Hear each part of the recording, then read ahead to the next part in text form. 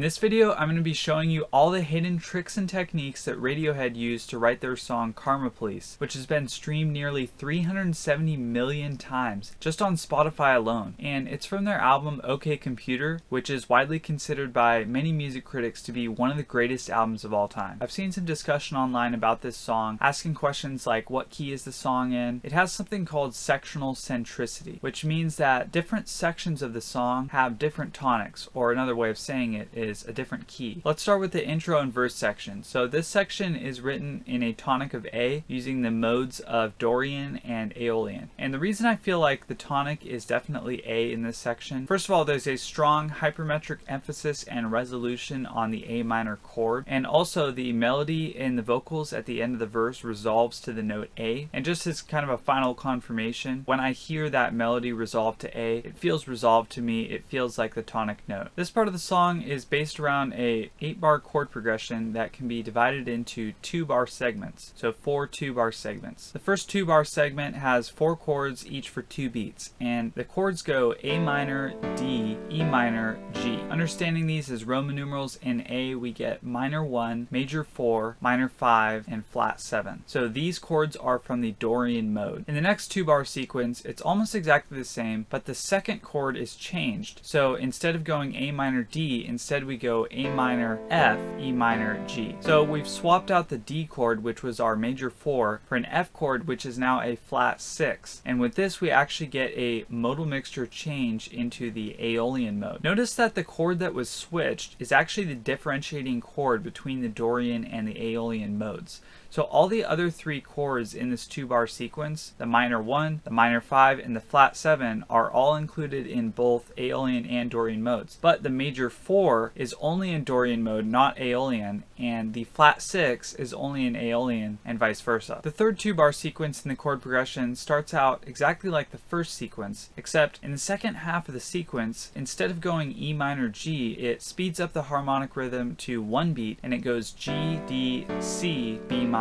Our Roman numerals for the third sequence in the chord progression then become minor 1, 4, flat 7, 4, flat 3, minor 2. And this third sequence is again back to Dorian, since we have that major 4 chord now included and the flat 6 is taken out. In the fourth sequence of the chord progression, it starts out similar to the first 3 in that it starts on A minor, but what's different is instead of holding A minor for 2 beats like the rest, instead it holds for 4 beats for the full measure, and then it goes B minor D, minor 1, minor 2, and major 4. A couple key takeaways about why I think this chord progression works so well. The first thing is the modal mixture, so it's really cool to see how that first, third, and fourth 2-bar sequence in the chord progression were in Dorian, but then the second 2-bar sequence was in Aeolian mode. That modal mixture just really provides some really cool variety to the chord progression. Another thing that I think makes it work well is the really great balance between repetition and variety. So you can see how we have these little 2-bar sequences, which are sort of repeated, but each time they have a little bit of a different variation with it. Diving into the melody for this section, it really doesn't actually go to the tonic that much. It doesn't start out on A, just kind of briefly touches there a couple times throughout the verse, but then it does end the verse on A. I think the fact that the vocal melody doesn't really emphasize the tonic so much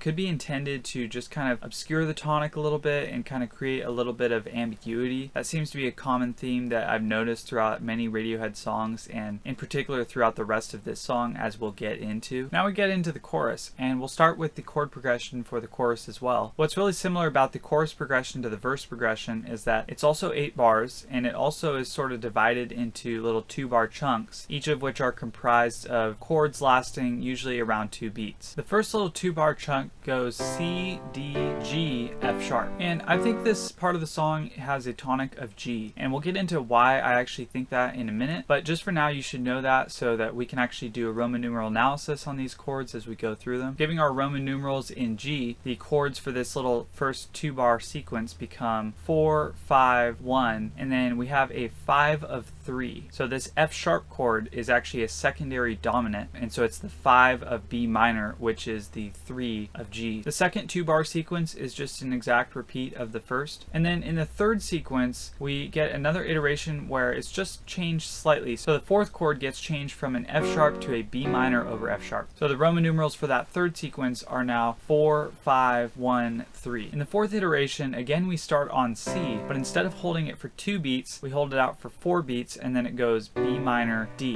4, minor 3, 5. The reason we know this section is in G is because first of all we have a perfect authentic cadence with a 5-1 chord movement along with the melody resolving from the leading tone to the tonic. When I hear the melody resolve on G, it feels like it's at rest. There's several really interesting things about the chord progression in the chorus here that I think are really important to point out. So the first thing is notice how that C chord, the patterning of the C chord in the chorus is exactly the same as the patterning of the A minor chord in the verse chord progression, right? So each of the first 3 of the little 2-bar chunks start out with either the A minor or the C chord for 2 beats, and then the 4th chunk goes to that chord for 4 beats. The second thing is notice how the last 2 chords of the verse and the last 2 chords of the chorus are exactly the same. This really helps kind of smooth the transition out of the chorus and back into the verse. Let's talk about what the melody is actually doing in this section. So it basically follows a pattern of starting out away from the tonic and then moving towards the tonic and resolving on the tonic.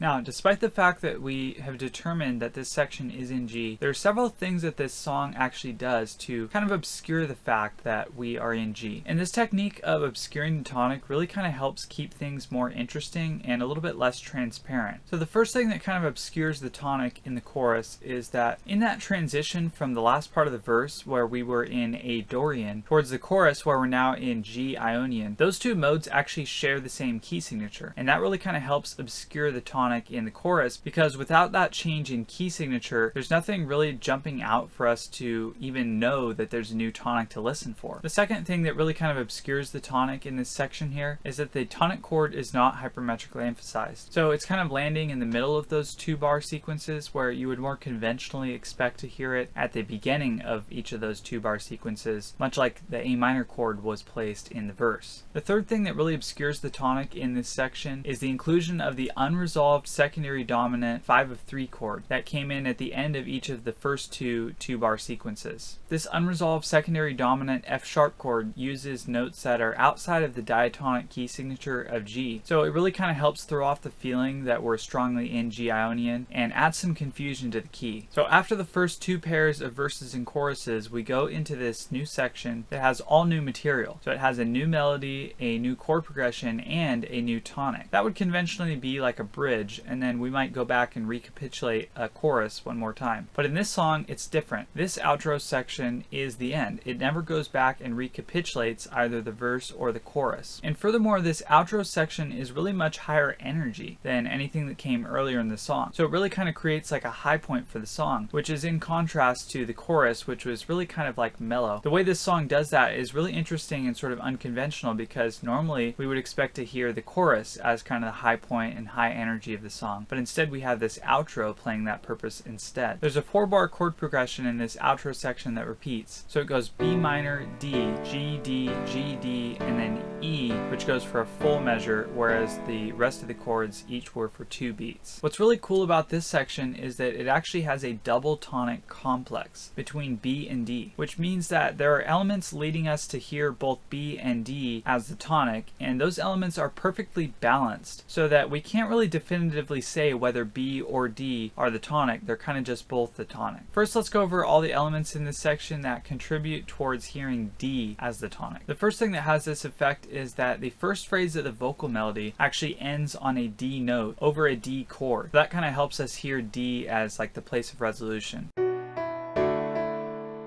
The next thing that contributes towards D tonicization is the frequency of the chord D in the chord progression. So it shows up like 3 times, and we have this repeated 4-1 plagal cadence that happens between G and D several times. The third thing that leads us towards hearing it in D is that the final vocal melody ends on a D, and it really kind of holds out that D note for a pretty long time. But despite all these factors leading us to hear D as tonic, there's really more to the story, because there's a lot of things that also make us hear B as the tonic. Let's go into those now. The first thing contributing towards B tonicization is the hypermetric emphasis of the B minor chord at the beginning of the chord progression. So again, like we mentioned earlier in the song, that hypermetric placement really provides a little bit more emphasis towards that chord. The second thing contributing towards B is that at the end of the song, despite the fact that the vocal melody ends holding out a D note for a long time, the chords actually end on B minor, and that B minor chord is held out for a pretty long time. The third thing contributing towards B tonicization section is that the second phrase in the vocal melody actually ends and resolves on a B note.